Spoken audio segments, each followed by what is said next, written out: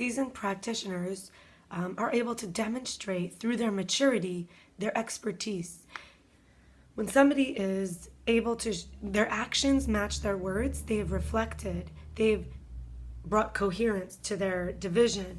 This is a person who is trustworthy because they have spent time with time. They have spent time with unfairness, with impermanence, with the suffering of their heart. And you'll be able to see this because of the way that they carry themselves and their natural understanding of sacred and profane. So basically, let people show you whether they're practicing, whether they're seasoned, whether they're mature. Another is hiding or being an object or invisible.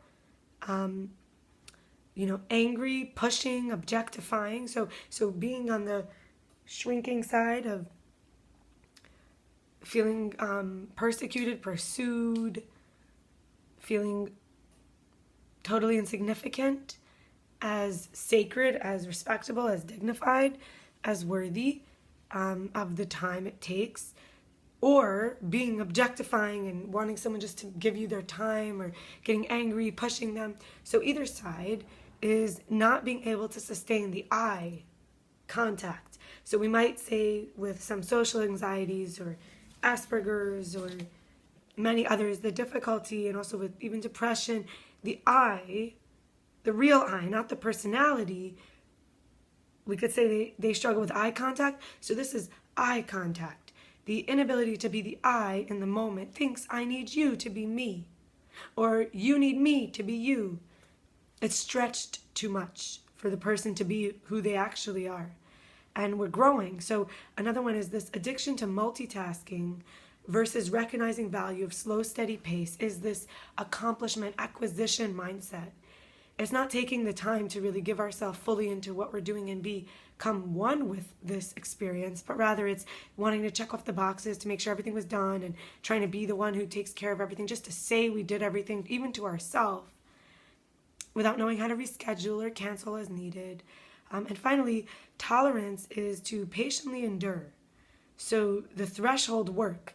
This, when we talk about tolerance, people usually speak about pain tolerance, alcohol tolerance, but here we're talking about experience tolerance. It's the ability to be here right now without anything changing, without needing to control, without running away. And it really does make time stretch. And that's why a meditation of 2 minutes for new practitioners could feel like 5 to 10 minutes or an hour even. Or when you have your finger in a flame, but you can't tolerate the pain, 10 seconds could be too much. Being yelled at for me or called names, I could barely tolerate 10 seconds of it, and I'm working on it. That's why my voice is hoarse. Somebody was screaming at me and calling me names, and I couldn't help it. I had to scream out. So it's like time stretches for the good parts as we practice learning to breathe through the hard parts.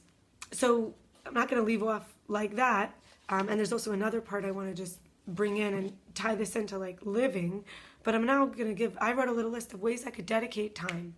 So first of all, Shabbat. Shabbat for me is a 25-hour period or more if you're interested, where you can rest, receive, allow, be, and you give full permission to yourself to be a witness of real life without planning, without writing lists, without writing at all, without trying to record, without trying to take pictures, without trying to rush anywhere, without buying things, without cooking.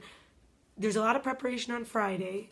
It's like going on a retreat for 25 hours, and whoever you're with, wherever you're going, just allowing life to be.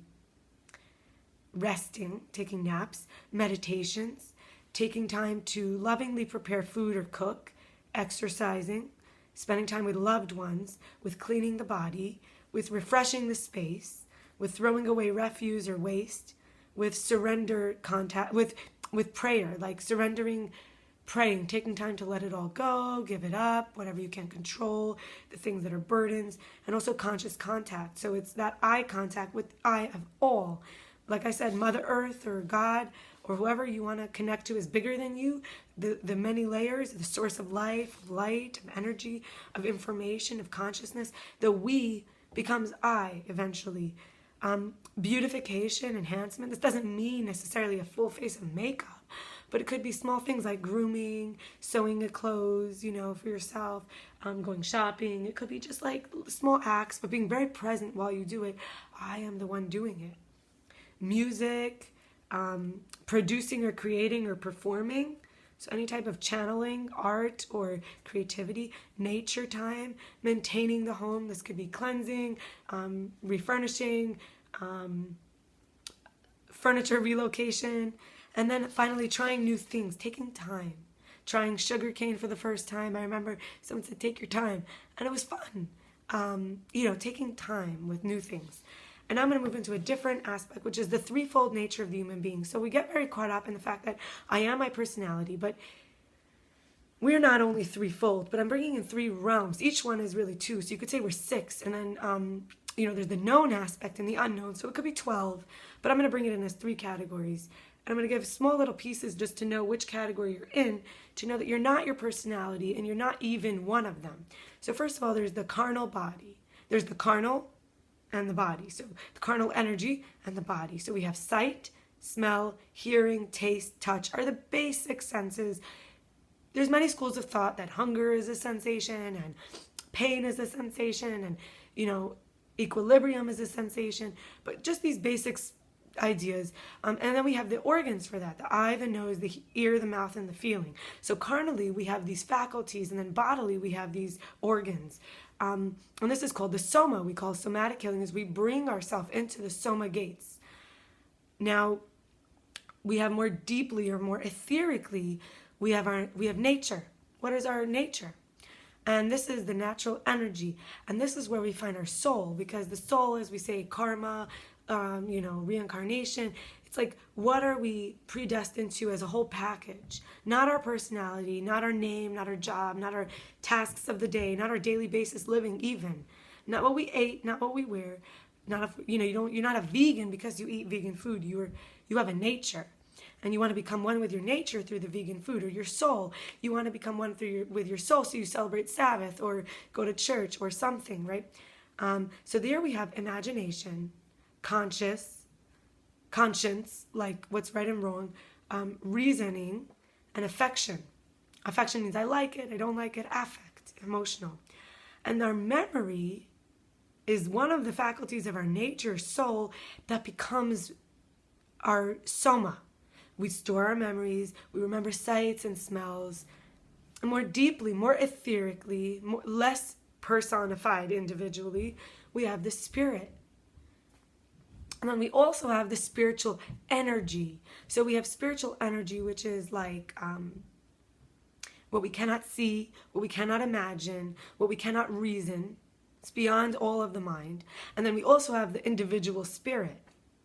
So there's twofold again: the nature, the soul, the carnal, and the body.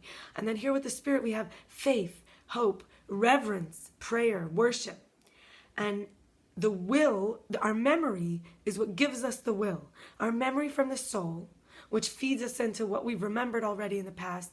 And what our memory, it's a new memory, it's the spiritual memory, because it's beyond the memory of this life.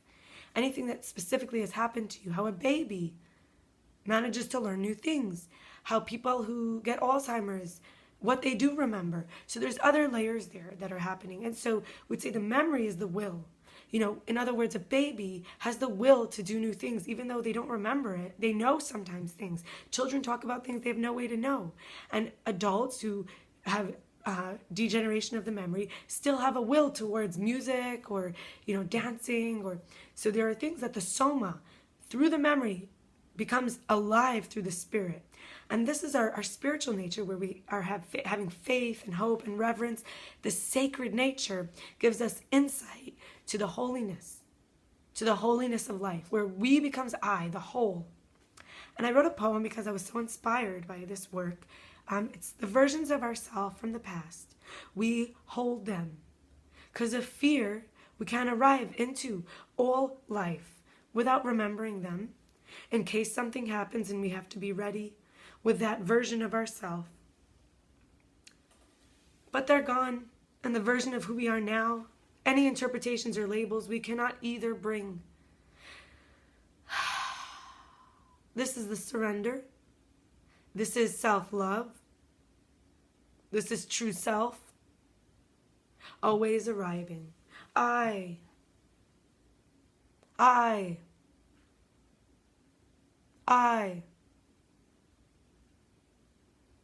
I. Thank you. Wishing you a sacred, timely day.